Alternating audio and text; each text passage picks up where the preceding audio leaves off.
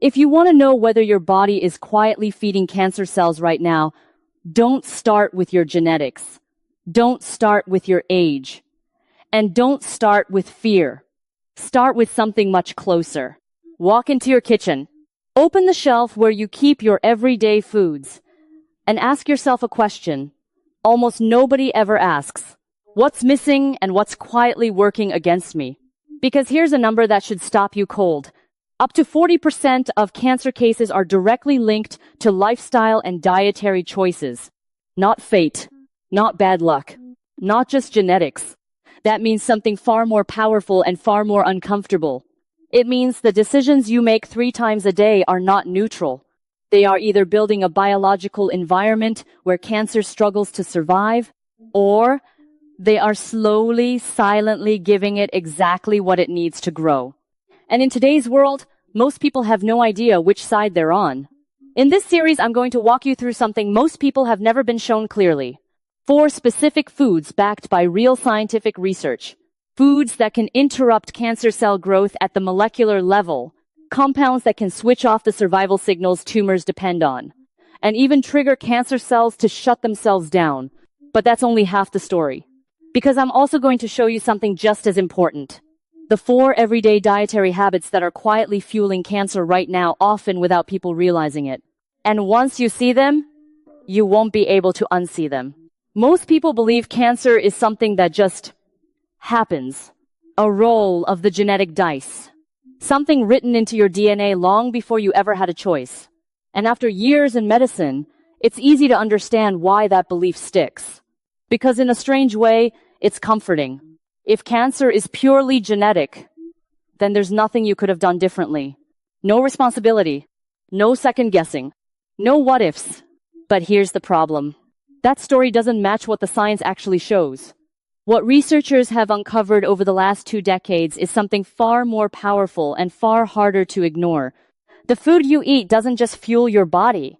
It sends direct molecular instructions that can tell abnormal cells to stop growing, signal your immune system to find and eliminate threats, and even switch off the genetic pathways cancer relies on to spread. This isn't fringe theory.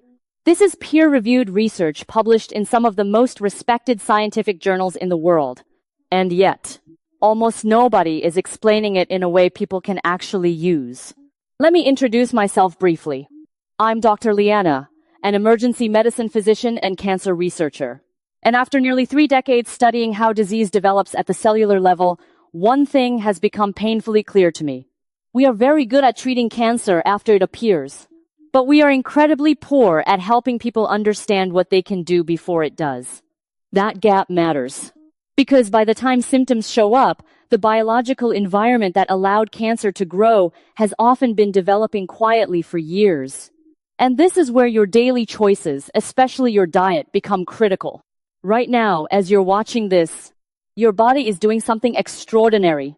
At any given moment, your immune system is identifying and eliminating hundreds, even thousands of abnormal cells.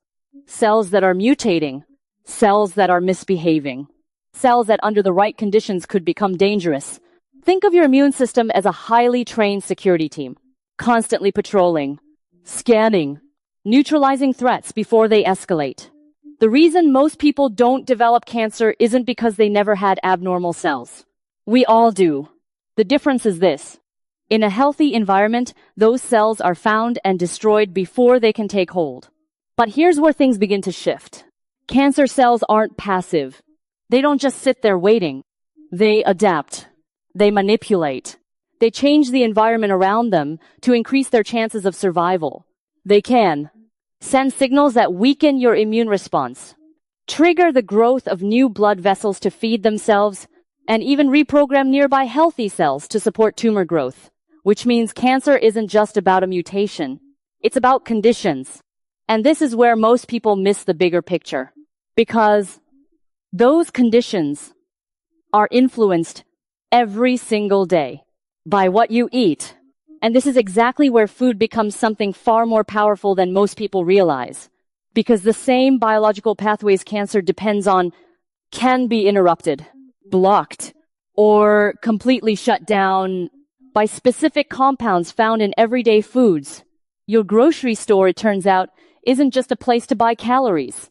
It's a place filled with biologically active molecules, some of the most powerful ones ever studied. And most people walk past them every single day without knowing what they actually do. In the last part, we left off at a critical idea. Your body is not defenseless. It's actively identifying and eliminating abnormal cells every single day. The difference between health and disease often comes down to one thing: the environment those cells are living in. And that environment is being shaped meal by meal. Now let's move into the first food, one of the most extensively studied natural compounds in cancer research, but also one of the most misunderstood. Food has horn, turmeric, and the molecule most people use wrong. Most people know turmeric as a spice. They've seen it in lattes, curries, or health drinks. It has a reputation for being anti-inflammatory, so they sprinkle a little here and there and assume they're doing something beneficial. But the real power of turmeric isn't about flavor. It's about a compound inside it called curcumin. And what curcumin does inside the body is far more precise than most people realize. Inside cancer cells, there's a critical molecular pathway known as NF-kappa B. Think of this as the cell's internal control system. When this switch is turned on, it activates genes that allow cancer cells to continue dividing, resist death, spread into surrounding tissue. In simple terms, NF-kappa B is one of cancer's primary survival mechanisms. And here's where curcumin becomes incredibly important. Because in hundreds of studies, curcumin has been shown to directly inhibit this pathway. It doesn't just slow things down. It interferes with the signal itself. It's like walking into a control room and flipping the master switch off. But that's only one part of the story. Because cancer cells don't just grow, they avoid dying. Every healthy cell in your body has a built-in self-destruct system called apoptosis. When a cell becomes too damaged, it's supposed to shut itself down to protect the rest of the body. Cancer cells disable that system. That's why they keep multiplying when they shouldn't. Curcumin has been shown to reactivate apoptosis. In other words, it helps restore the cell's ability to eliminate itself when it becomes dangerous.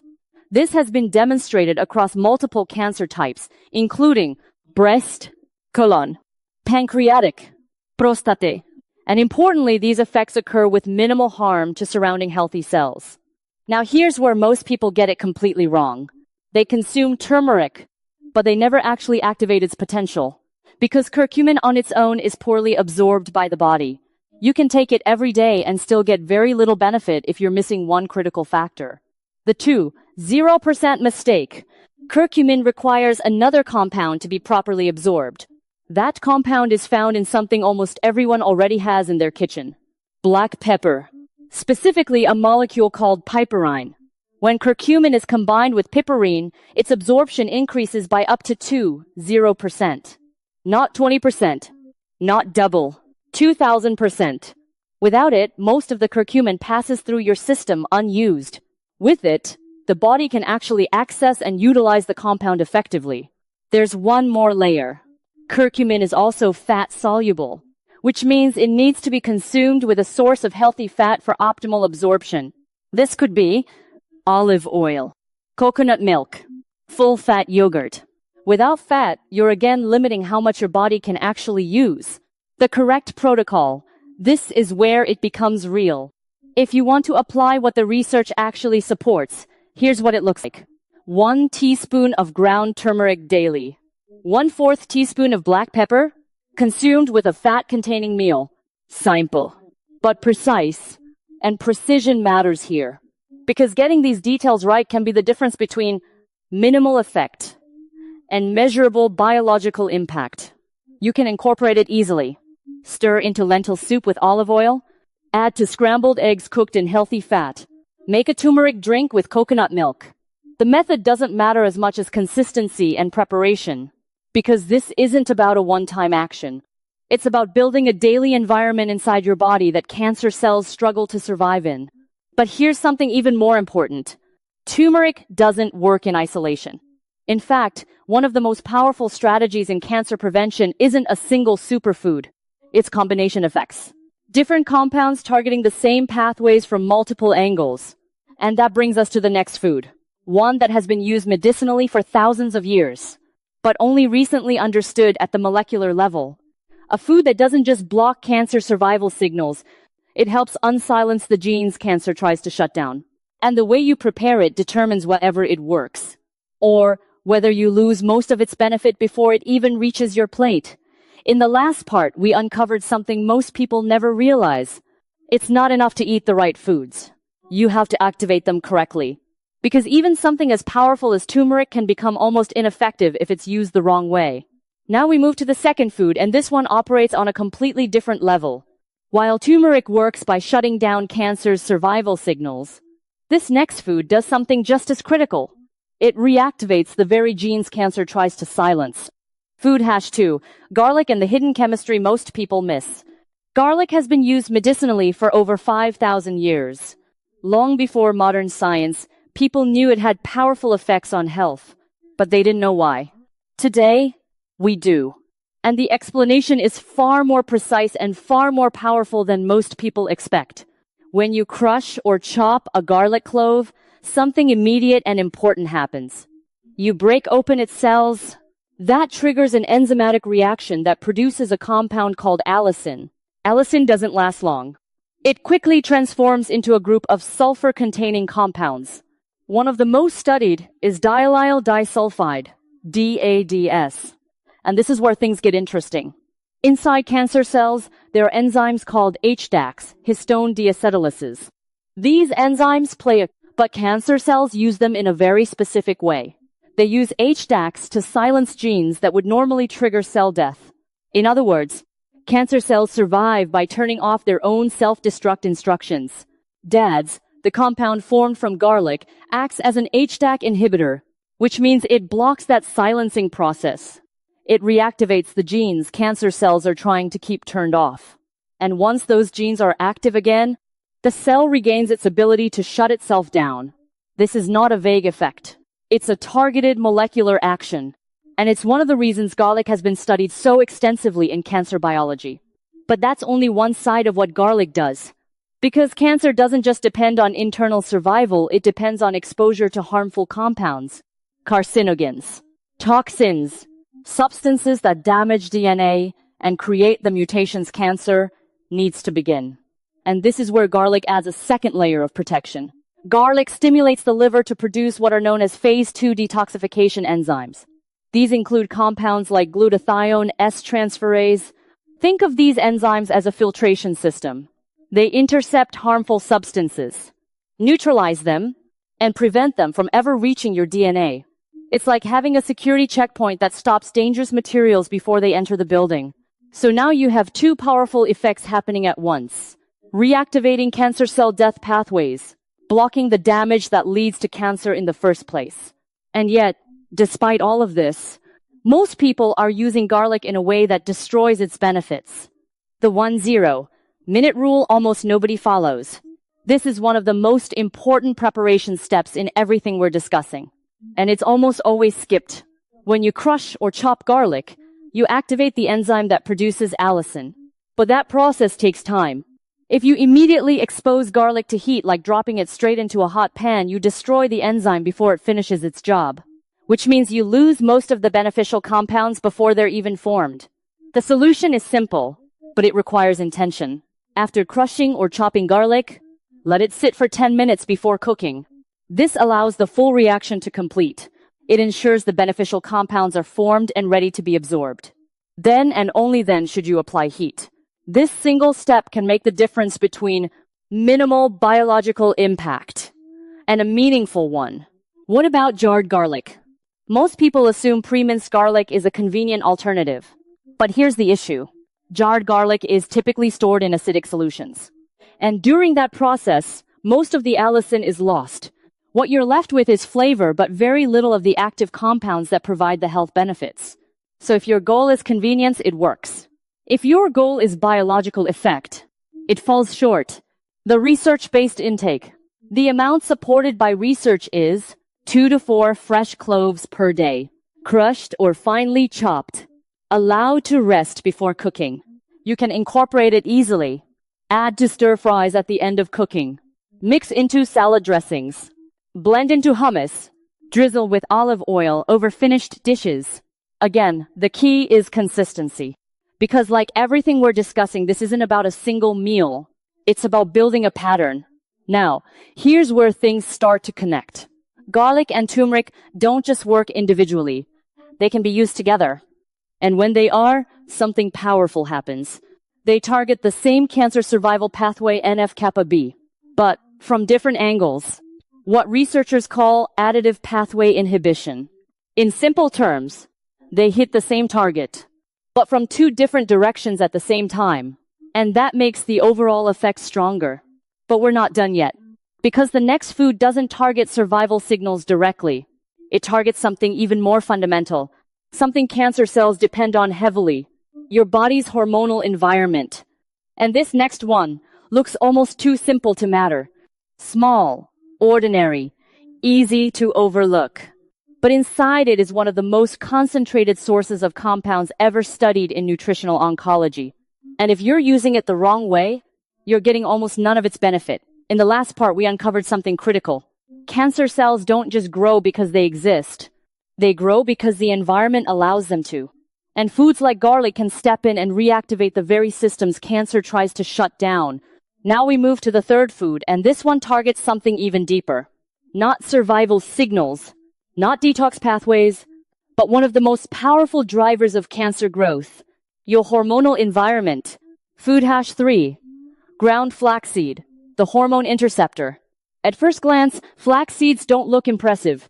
They're small, plain, easy to ignore. But what's inside them is anything but ordinary. Flax seeds contain the highest concentration of lignans of any known food, anywhere from 75 to 800 times more than most plant sources.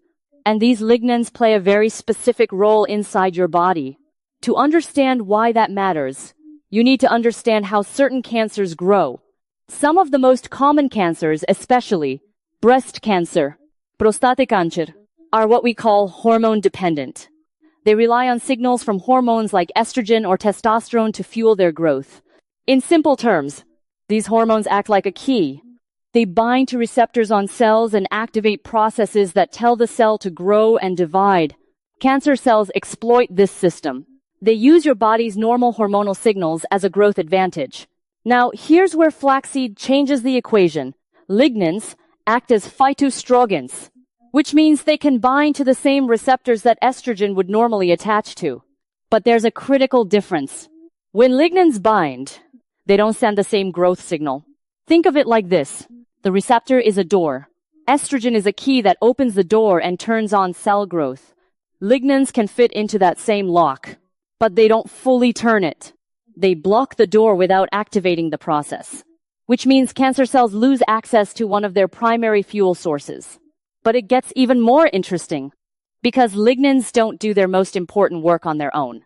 They rely on something else inside your body, your gut microbiome. The gut conversion most people don't know about. When you consume flaxseed, the lignans are converted by your gut bacteria into two active compounds, enterolactone, enterodiol. These compounds are what actually circulate in your bloodstream and deliver the protective effects. And researchers have been able to measure this directly. Women with higher blood levels of enterolactone, which strongly correlates with regular flaxseed intake, have been shown in multiple studies to have lower rates of breast cancer recurrence. Not theoretical, not assumed, measured. But this also reveals something important. If your gut microbiome is compromised from frequent antibiotic use, low fiber intake, high processed food consumption, then this conversion process becomes less efficient, which means you could be eating flaxseed, but not getting its full benefit. That's why pairing flaxseed with gut-supportive foods becomes so important. Things like yogurt, kefir, fermented vegetables. These help maintain the bacterial population needed to convert lignans into their active forms. A second layer of protection. Flaxseed doesn't just influence hormones. It also contains a powerful plant-based omega-3 fatty acid called alpha-linolenic acid, ALA. ALA has well-documented anti-inflammatory effects. And this matters because chronic inflammation creates an environment where cancer cells are more likely to thrive. Specifically, ALA helps suppress the COX-2 pathway, a pathway cancer cells use to make surrounding tissue more supportive of tumor growth. So now you have multiple layers of action. Blocking hormone-driven growth signals, supporting anti-inflammatory pathways, working through the gut microbiome to amplify its effects. But once again, there's a major mistake most people make, and it completely cancels out these benefits. The whole versus ground mistake. Whole flax seeds look healthy. They feel like a natural choice. But here's the problem. The outer shell of a flaxseed is extremely tough. So tough that your body often can't break it down, which means whole flax seeds can pass through your digestive system largely untouched. No absorption, no conversion, no benefit. To access the lignans inside,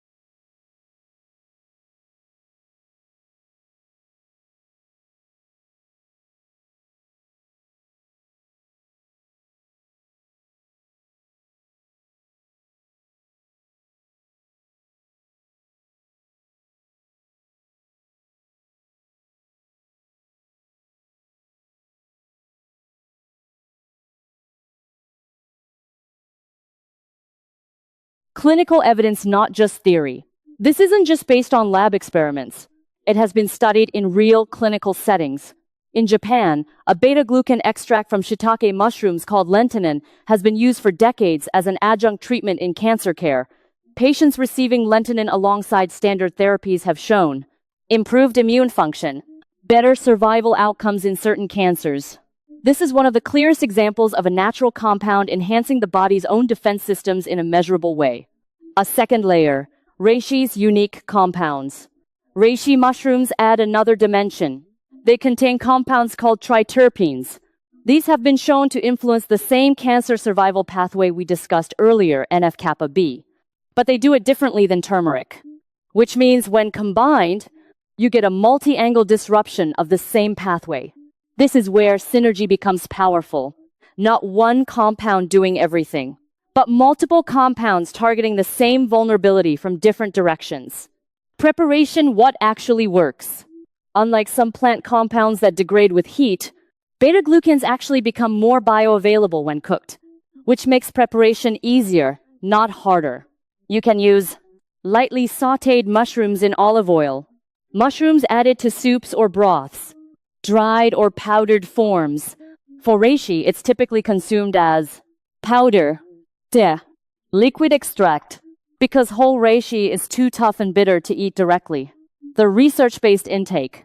For practical use, shiitake or maitake, 1-2 cups cooked, 4-5 times per week. Reishi extract, about 1 gram daily. Consistency is what matters here, because immune modulation isn't a one-time effect. It's something that builds and stabilizes over time. Now step back and look at the full picture we've built across these parts. Turmeric shuts down cancer survival signals. Garlic reactivates cell death pathways. Flaxseed blocks hormone-driven growth. Mushrooms strengthen immune surveillance. 4 different foods, 4 different mechanisms, all working together toward one outcome, making it harder for cancer cells to survive, grow, and spread. But here's where most people misunderstand everything. They hear about these foods. They add 1 or 2 into their routine, and then they expect something to happen quickly. When it doesn't, they stop. And this is where the real problem begins. Because the effectiveness of everything we've discussed depends on something most people underestimate. Consistency over time. And there's something else, even more important. Because adding protective foods is only half the equation. If the rest of your diet is still creating an environment that supports cancer, you're working against yourself. In the final part, we're going to bring everything together. You'll see the exact daily protocol you can follow, the 4 biggest mistakes that cancel out these benefits, and how to think about cancer prevention in a completely different way, because this isn't about a few healthy foods. It's about understanding how your daily choices shape the biological environment inside your body. And once you see that clearly, you don't just eat differently. You think differently. Let's finish this.